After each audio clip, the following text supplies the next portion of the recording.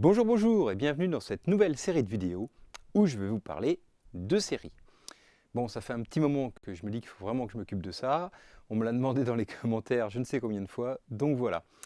Alors, petite originalité, cette série de vidéos, là je vais commencer par faire les rappels essentiels. En gros, si vous voulez juste vous faire un petit rappel de tout ce qu'il faut savoir sur les séries avant une interro, c'est cette vidéo-là qu'il faut regarder.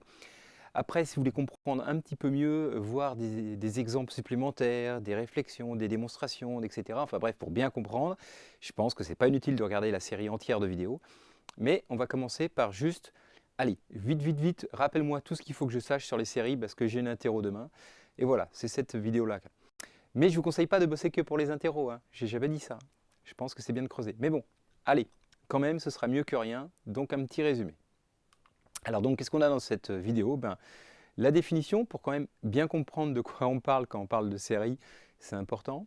Quelques exemples qu'il faut connaître, et puis tous les résultats, tous les théorèmes vraiment importants. Donc voilà, on est parti. Alors, qu'est-ce que c'est qu'une série? Donc une série, eh bien, on part d'une suite numérique, donc là je vous ai pris soit R ou C. Bon, on peut aussi le faire dans un espace vectoriel, mais on va rester calme dans cette série de vidéos, hein. On va prendre donc une suite de nombres réels ou une suite de nombres complexes. OK? Et donc, on appelle Sn la suite qui est définie par la somme, enfin ce qu'on appelle les sommes partielles, d'accord? Somme pour petit n allant de 0 à grand N des termes de cette suite à n, donc voilà. Donc S grand N, c'est A0 plus A1 plus A2 plus AN. Voilà. S grand N plus 1, c'est la même chose, plus AN plus 1, et ainsi de suite, hein, d'accord? Et donc, cette suite Sn, je l'appelle la série de termes général AN, et ça se note comme ça, un sigma DAN. Ok? Voilà, c'est une notation standard, hein, dire ça, ça veut dire en fait exactement cette suite-là. Ok? Donc on ne précise pas les bords, là c'est normal, là ça monte. Des fois, si AN commence à 1, on écrit quand même ça, même si la somme pour n supérieure ou égale à 1, hein, de 1 à grand N, bon, ok. Voilà, donc ça, il ne faut pas trop se formaliser, ça veut dire la somme des termes de la suite. Si la suite commence à 1 ou à 2, ça veut toujours dire ça. Ok, donc voilà, donc déjà, il faut bien se rendre compte qu'une série, ce n'est pas n'importe quelle somme de termes, hein, parce que s'il y a du n, par exemple, dans les formules, là, si ça dépend de grand N, vous voyez, les sommes de Riemann, ça vous parle, par exemple, enfin bref, une suite, le premier terme, c'est une somme de 3 termes, le coup d'après, c'est une somme de 4 termes, mais qui ne sont pas les mêmes que les trois premiers ont changé, c'est pas une série, oui.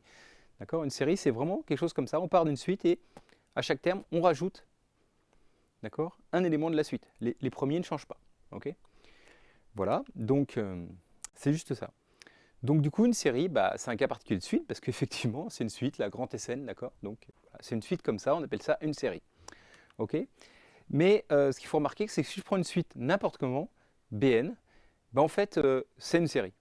Hein, pourquoi? Parce qu'en fait, si je pose A0 égale B0 et AN égale BN moins 1 pour n supérieur ou égal à 1, donc A1 c'est B1 moins B0 et ainsi de suite, hein. A2 c'est B2 moins B1, etc. Bon, on voit facilement que la somme de ces coefficients AN c'est égal à Bn, okay? Autrement dit la suite Bn et la série de termes général Bn moins Bn moins 1. Okay, donc en fait, n'importe quelle suite est une série. Du coup, on se dit, est-ce que c'est vraiment intéressant du coup?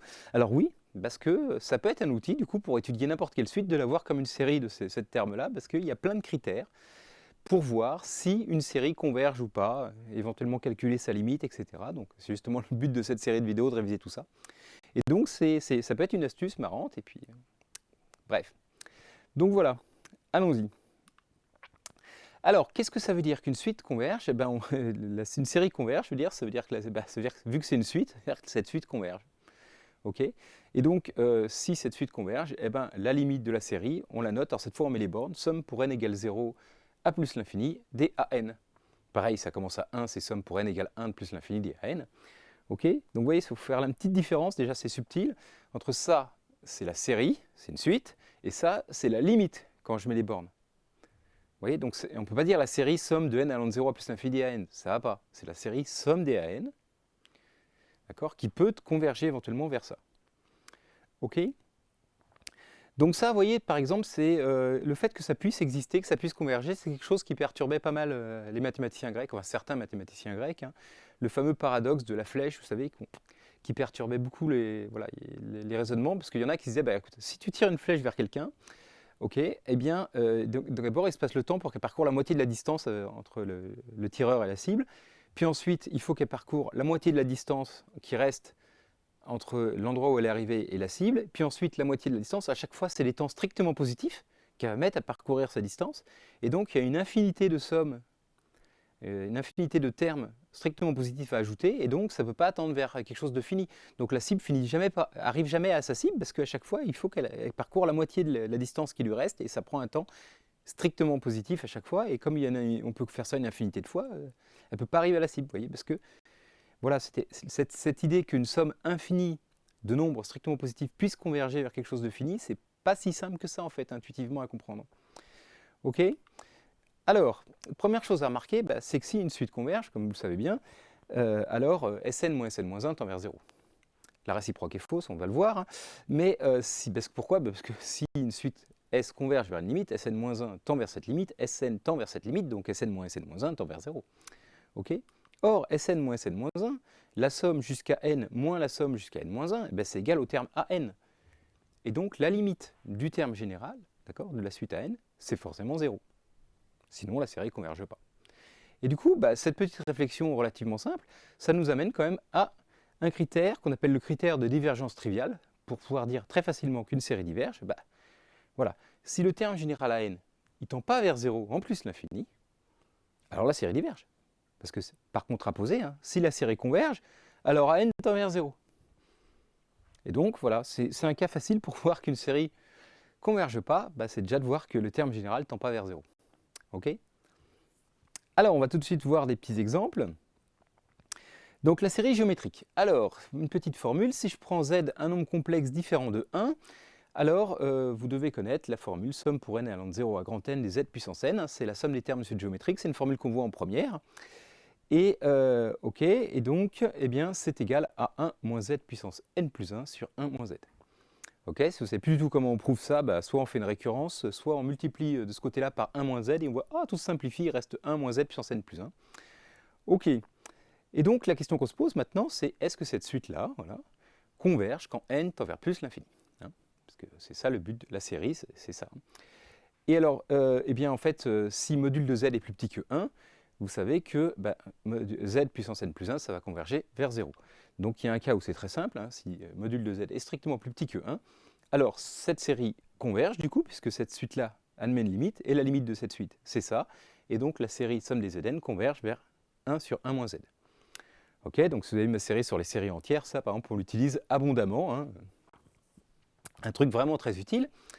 Ok, et alors maintenant on va me dire, oui d'accord, et puis alors, si jamais module de z n'est pas plus petit que 1, ben en fait, si module de z est supérieur ou égal à 1, alors la somme des zn diverge. Pourquoi? Ben parce que zn ne tend pas vers 0. Donc j'utilise mon critère de divergence triviale. Pourquoi? Parce que je vous rappelle que c'est module de z puissance n, c'est module de z le tout à la puissance n. Donc si module de z est plus grand que 1, module de z à la puissance n est plus grand que 1, et donc ça ne peut pas tendre vers 0. Ok. Et donc voilà, là cette série-là converge si et seulement si module de z est strictement plus petit que 1. Ok. Donc c'est un exemple très simple, hein, et très important. Série géométrique, on va le voir, c'est hyper important. Il y a plein de critères qu'on va démontrer par comparaison avec cette série géométrique. Donc ça, il faut absolument bien comprendre. Ok. Alors deuxième exemple vraiment hyper important aussi à connaître, hein, en licence de maths, c'est vraiment le contre-exemple à chaque fois à plein de trucs, c'est la série harmonique. Ok. Donc cette fois, on prend comme terme, voilà, 1 plus 1 demi plus 1 demi. Ça commence à 1 du coup, là, parce que c'est 1 sur n. Ok, il y en a qui mettent pour tout commence à 0, 1 sur n plus 1, enfin bon, ok, c'est une astuce, mais bon. Bref, donc 1 plus 1 demi, plus 1 tiers, plus 1 quart, plus 1 cinquième, plus 1 sixième, plus 1 septième, plus 1 huitième, plus 1... Ouais, donc ça... On ajoute des termes comme ça qui tendent vers 0, tout ça, donc on se dit, bah, vers quoi ça tend à l'infini, cette affaire? Alors l'astuce, c'est que si je prends S de 2 grands n, de 2 grand n moins S de grand n, donc je prends grand n termes, hein, ok? Il y a les termes n plus 1, n plus 2, jusqu'à 2n, hein, d'accord? Ça fait la somme donc des termes de n plus 1 à 2n des 1 sur n. Alors 1 sur n, c'est une suite qui est décroissante, vous voyez, donc le plus grand terme de cette suite-là, c'est 1 sur n plus 1, et le plus petit, c'est 1 sur 2n. Donc cette somme de ça, c'est plus grand que si je prends toujours la somme des 1 sur 2n, pour n allant de n plus 1 à 2n, ok? Et comme il y a n termes, bah, c'est plus grand que n fois 1 sur 2n. D'accord? Ça, ce n fois 1 sur 2n, c'est la somme, pour petit n allant de n plus 1 à 2n, des 1 sur 2 grand n. C'est une constante, du coup je peux le sortir de la somme, ça fait n fois 1 sur 2 grand n. Et donc ça fait 1,5. Et donc je me rends compte que cette somme-là, vous voyez, si je fais d'un nombre n'importe lequel au double, ça ajoute 1,5. Ça, à chaque fois. Donc par exemple, ouais, je sais pas, entre S2 et S4, ça fait 1,5. Entre S4 et S8, ça fait 1,5. S8 et S16, ça fait 1,5. S16 et S32, ça fait 1,5, ainsi de suite. Enfin, oui. Entre S1000 et S2000, ça fait 1,5. Enfin bref, donc si j'ajoute comme ça, bah, c'est 1,5 plus 1,5 plus 1,5 plus 1,5 plus 1,5 plus 1,5 plus 1,5 plus 1,5, comme ça jusqu'à l'infini. Et bah donc, cette série-là diverge. Sn, il tend vers plus l'infini. Okay, parce qu'à chaque fois, il n'y a pas de miracle. Hein. Entre un terme et le double, ça a augmenté d'1,5. Donc ça augmente une infinité de fois d'1,5, c'est pas possible, ça tend vers plus l'infini. Bien que le terme 1 sur n tende vers 0. Donc attention, hein, le critère de divergence triviale, c'est si la suite tend pas vers 0, la série diverge, mais pas du tout si la suite tend vers 0, la série converge. Attention, ok? Petit piège ultra classique. Hein. Donc non, ça on ne dit pas ça. Ok? Accessoirement, c'est aussi un contre-exemple super utile. Dire, oui, il existe une suite telle que un tend vers 0 et que un ne converge pas. Bah oui, celle-là, voilà, celle-là. Hein. Sn-1, ça fait 1 sur n. Ça tend bien vers 0, pourtant Sn n'a pas de limite. Donc c'est un contre-exemple aussi à ça, vous voyez. Bref, donc super utile. Donc il faut bien connaître cet exemple-là. Ok? Très bien. Alors les autres exemples à connaître, là je ne vais pas vous faire la démonstration là. Ce sera justement dans les vidéos suivantes. Là en l'occurrence ce sera la comparaison avec une intégrale. Bref, si on fait somme des 1 sur n puissance alpha, donc on a vu que pour alpha égale 1, ça diverge. Mais si alpha égale 2, 3, 4, ou même alpha égale 1,5, 1,1, ou racine de 2, ou que sais-je, bref, si alpha est strictement plus petit que 1, plus grand que 1, ça converge. Okay, et donc ça diverge si alpha est plus petit ou égal à 1, parce que là j'ai mis ici seulement si. Hein. Okay, donc voilà, une série qu'il faut connaître. Ensuite, ces séries-là s'appellent les séries de Riemann, d'ailleurs. Okay, alors, série de Bertrand. Alors c'est presque la même, enfin presque la même. C'est 1 sur n, alors 1 sur n tout seul on sait que ça diverge, mais si je multiplie par log de n puissance alpha, eh ben ça converge, c'est seulement si alpha est plus grand que 1. Vous voyez, intuitivement ça sent pas trop mal. Quand on a des séries à terme positif, ben, il faut que ça tende vers 0 assez vite pour que la série converge. Si ça tend vers 0 pas assez vite, la série diverge. Et donc là, plus alpha est grand, évidemment, plus ça tend vers 0 vite. Là, pareil. Et donc, voilà, la limite, c'est 1. Si alpha est strictement plus grand que 1, ça converge, et sinon, ça diverge. Ok, donc voilà, ces exemples-là sont des classiques, il faut absolument les connaître, parce que dans les exercices, on va se ramener à comparer avec des séries comme ça, et du coup, ah bah si on sait ça, tout va bien. Ok, on en verra la preuve hein, dans les vidéos suivantes. Allez, maintenant, on va voir tous les petits résultats, tous les petits théorèmes à connaître pour pouvoir s'en sortir sur les séries numériques. Donc on prend AN, une suite numérique, donc à valeur réelle ou complexe. Allons-y, premier théorème super important, si somme des modules de AN converge, ou valeur absolue hein, si AN est réelle, alors somme des AN converge. D'accord? Dans ce cas-là, on dit que la série converge absolument, et donc la convergence absolue implique la convergence normale. Ok, donc ça c'est ultra utile. Pourquoi? Parce que on connaît plein de critères de convergence des séries à terme positif. Et donc si la série n'est pas à terme positif, la première chose qu'on fait, c'est qu'on va appliquer tous ces critères à valeur absolue de AN, ou module de AN, parce que si somme des modules de n converge, alors somme des AN converge. Ok? Donc déjà, voilà, pour les séries donc absolument convergentes, on a plein de critères. Le premier, alors si AN est plus petit que BN à partir d'un certain rang, en fait, là j'ai mis pour tout n, mais en fait ça suffit que ce soit à partir d'un certain rang, et si somme des BN converge, alors AN converge. Donc là on est bien sur les suites positives, hein, d'accord? Si AN est plus grand que BN et si somme des BN diverge, alors somme des AN diverge. C'est logique, hein, je veux dire, quelque part c'est les séries à terme positif, il faut bien comprendre que les suites Sn, les sommes partielles sont des suites croissantes. Okay, on n'ajoute que des termes positifs à chaque fois, donc c'est de plus en plus grand. Et donc, la somme des AN, par exemple, la Sn, il est borné par la somme des séries partielles de ça. Et donc, si ça converge, eh ben, celle-là, elle est bornée, et donc elle converge aussi. Bon, les détails des preuves, je les ferai dans les vidéos d'après, mais c'est juste pour que vous le sentiez bien intuitivement, quoi.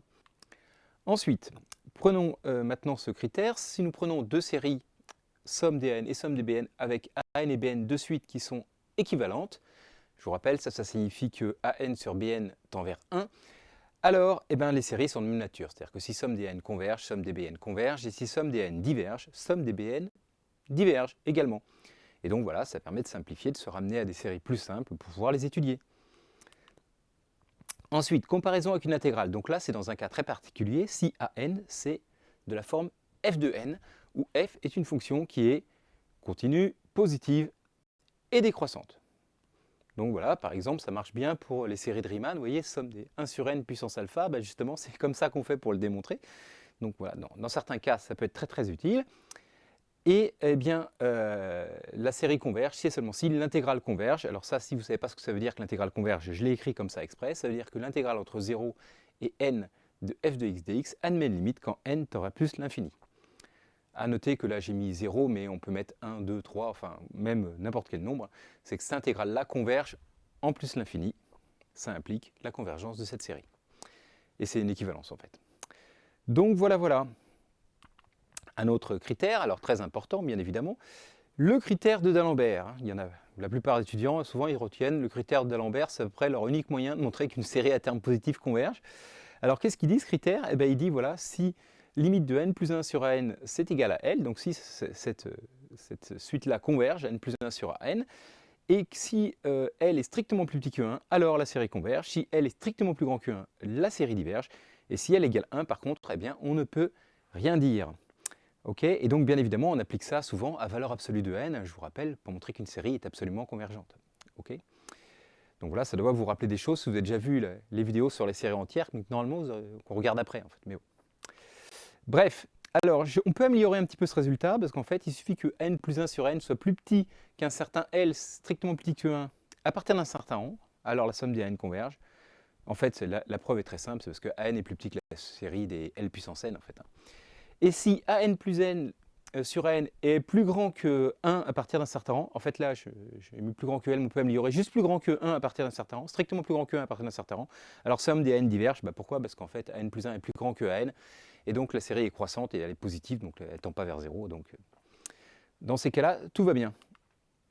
Attention, par contre, si on prend la série an égale 1 sur n, vous savez toujours ma série harmonique qui est le contre-exemple à plein de choses, et bien an plus 1 sur an, ça fait 1 sur n plus 1 divisé par 1 sur n, donc n sur n plus 1.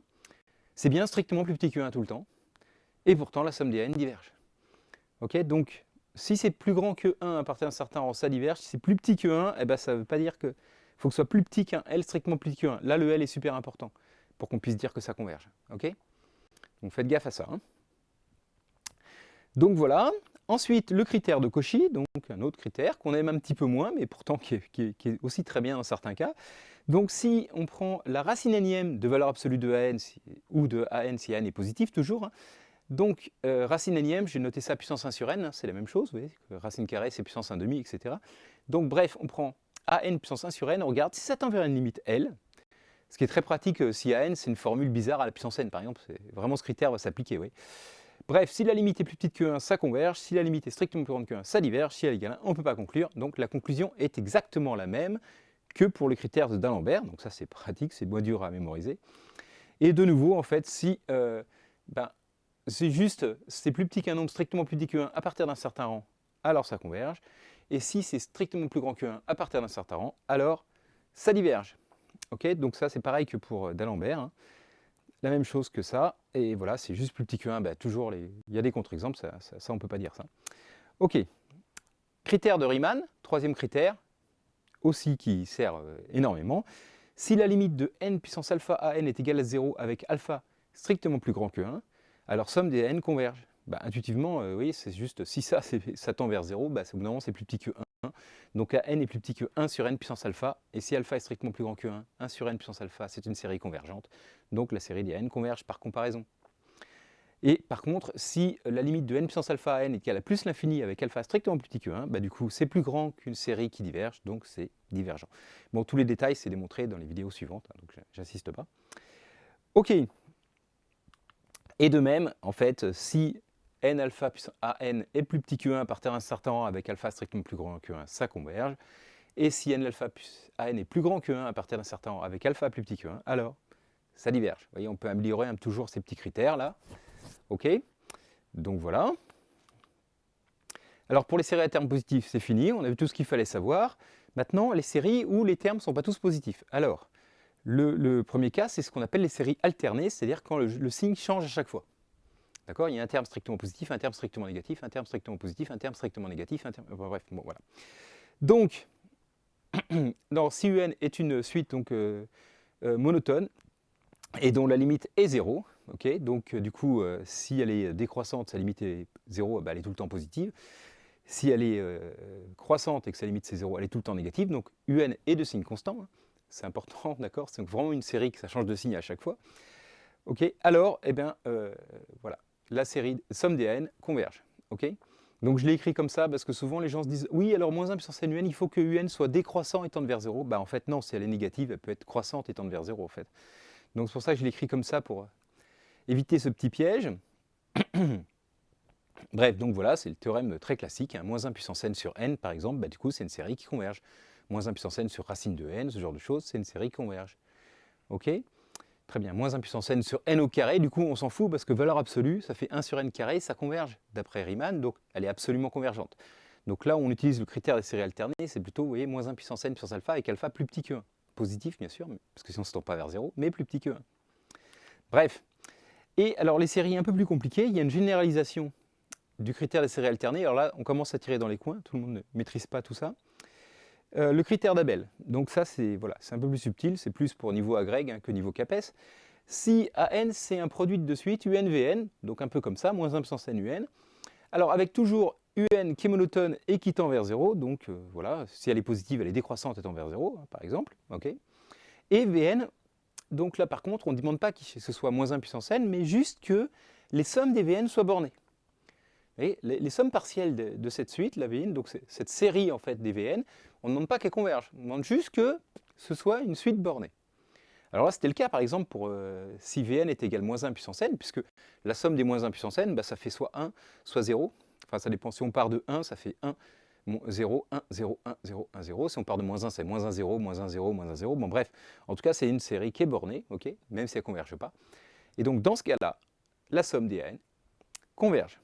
Okay, donc pareil, on verra la démonstration dans les vidéos suivantes. Ok, eh bien voilà le programme de ce qui suit, parce que là voilà l'essentiel de ce que vous devez connaître. Donc dans la prochaine vidéo, je vais vous parler des propriétés de linéarité, hein, la somme de séries, etc., les comparaisons, les équivalents, la convergence absolue.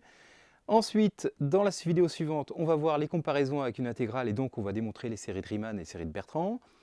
Dans la vidéo 4, on parlera des séries à termes positifs, donc des critères d'Alembert, de Cauchy et Riemann. Okay. Dans la vidéo 5, eh ben, nous allons parler des séries alternées et des séries semi-convergentes, c'est-à-dire qui convergent mais pas absolument. Et puis la vidéo 6, ben, ce sera un peu tout ce dont je n'ai pas parlé dans cette vidéo, mais qui peut éventuellement vous intéresser pour ceux qui veulent aller un petit peu plus loin.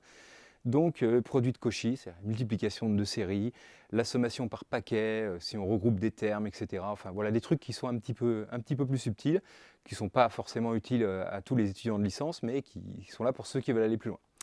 Eh bien, je vous remercie d'avoir suivi cette vidéo. Je compte sur vous pour regarder la suite parce que je pense que ce n'est pas inutile. Et bonne chance pour votre interro. À bientôt. Ah, j'ai oublié de remercier les tipeurs. Zut. Merci les tipeurs. C'est bon, ça n'a pas coupé. Merci Mourad. Donc merci à tous ceux qui sont là. Vous êtes super sympas. Et puis à bientôt pour la suite.